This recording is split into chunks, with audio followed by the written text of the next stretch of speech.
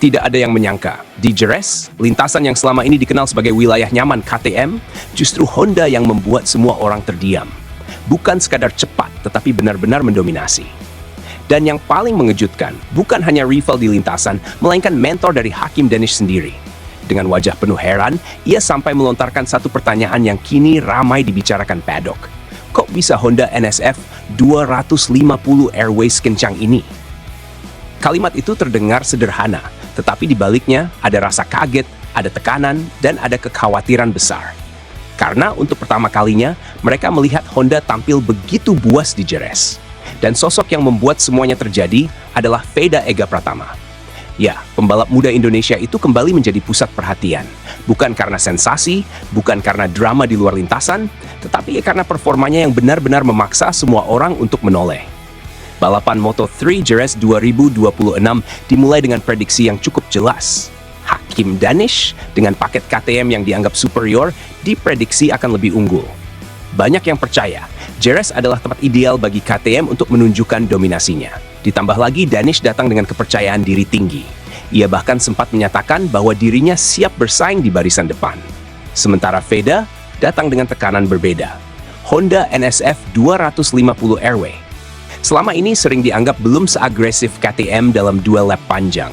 Banyak yang menilai Veda akan kesulitan menembus barisan atas. Namun balapan tidak pernah berjalan sesuai prediksi. Dan disinilah semuanya berubah. Saat lampu start padam, Veda langsung menunjukkan niatnya. Tidak ada keraguan, tidak ada rasa takut. Ia menyerang sejak tikungan pertama. Motor Honda miliknya terlihat sangat stabil. Masuk tikungan tajam, sangat presisi. Keluar tikungan, tetap agresif. Dan yang paling mencolok adalah cara ia menjaga ritme. Lap demi lap, ia tidak melambat. Justru semakin cepat. Satu pembalap dilewati, lalu dua, lalu tiga. Dan perlahan, nama Veda mulai naik di papan timing. Komentator Spanyol yang awalnya fokus pada pembalap tuan rumah mulai mengalihkan perhatian. Nada suara mereka berubah, semakin tinggi, semakin emosional. Karena mereka sadar yang sedang mereka saksikan bukan performa biasa. Betapa luar biasanya ritme Veda. Honda seperti sedang terbang hari ini. Komentar itu langsung menyebar, dan paddock mulai gelisah. Karena jika komentator Spanyol sudah mengakui, itu berarti performanya memang sangat nyata. Tapi ini belum yang paling mengejutkan. Momen paling panas justru terjadi di dalam paddock KTM. Mentor Hakim Danish yang selama ini sangat percaya pada keunggulan KTM di Jerez mulai melihat data sektor, per lap, per tikungan. Dan hasilnya membuatnya bingung. Honda bukan hanya cepat, Honda lebih efisien, lebih tenang, dan dalam beberapa sektor bahkan lebih superior. Ia menatap layar, lalu menggeleng pelan. Dan dengan nada setengah tidak percaya, ia berkata, "Kami tahu KTM kuat di sini, tapi hari ini Honda benar-benar berbeda." Ucapan itu langsung menjadi bahan pembicaraan besar.